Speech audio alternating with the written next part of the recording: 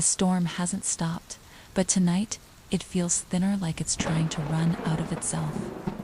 The rain falls lighter, quieter, and for the first time since I got here, I can hear what's underneath it. There's wind again, faint and hollow, like breath echoing through empty wood. I almost feel relieved. The trees, they're wrong. The pattern outside the window doesn't change. The same crooked pine, the same split trunk. Every time lightning flashes, the forest resets. I blink, and everything snaps back where it was. I thought it was exhaustion, so I stepped outside to clear my head. The rain hit me softer than I expected, lukewarm, almost gentle, but the air didn't move. Not a single leaf stirred. The forest was still, painted, unreal. I walked further than I meant to. 10 steps, maybe 20, before I turned around and saw the cabin exactly where it had been. Only it wasn't the same. The lantern inside was on, though I'd left it unlit. The curtains were drawn differently, and through the window I could see a silhouette pacing. My silhouette. I stood there, watching myself move inside.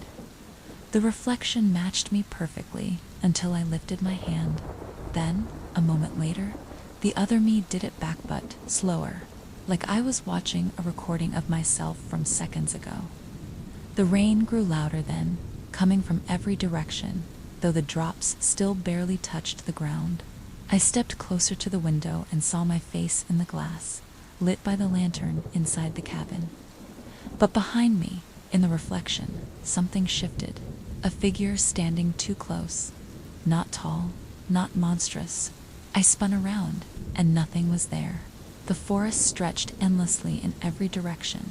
The same trees, the same slope, looping like a mirrored photograph. I ran, I don't know how long. My legs burned. The mud swallowed my steps. But the cabin always reappeared ahead of me, its single window glowing faintly, its door slightly ajar, like it was waiting. I tried circling it. Every path curved back. Even when I walked with my eyes closed, the rain still led me to the same spot. The same footprints dot my own, looping tighter and tighter until I stood in them again. When I finally forced the door open, the cabin inside was different. Smaller dot, the furniture wrong. The wallpaper torn, a smell like burnt wood and wet stone filled the air. On the table sat my recorder, still running, though I'd left it upstairs. It was playing back my voice, whispering words I hadn't said yet. Don't leave this place.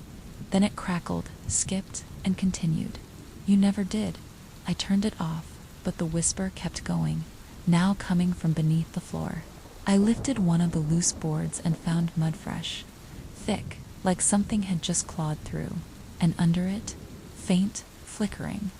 I reached my hand in, expecting warmth, but the air that came out was freezing. I leaned closer and heard the rain again, but not above me. It was behind me. I turned, and there was the door, wide open. Rain falling through, but not into the room. It fell sideways, like the world outside was tilted.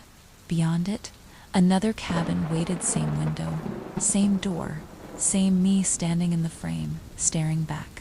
I took one step forward, and he did the same. Another, and he mirrored me exactly, but then he smiled. The light in his cabin flickered, red and orange, like something burning just out of sight. I should have run, but I couldn't move. My legs didn't feel like mine anymore. I blinked, and he was closer. Blinked again, and he was at the doorway.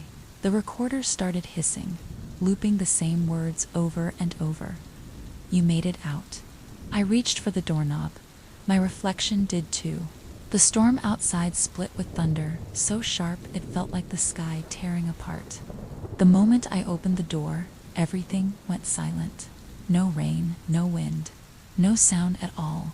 Just the cabin, perfectly still, with me standing at the doorway. Only now, the air smelled like smoke. The lantern inside flickered weakly. I turned to shut the door behind me, but there was nothing there. No forest, no rain, just another cabin, waiting. I think I understand now. The storm doesn't end, it just moves you to the next one. And somewhere out there, the first version of me is still sitting in the real cabin, wondering where the rain went.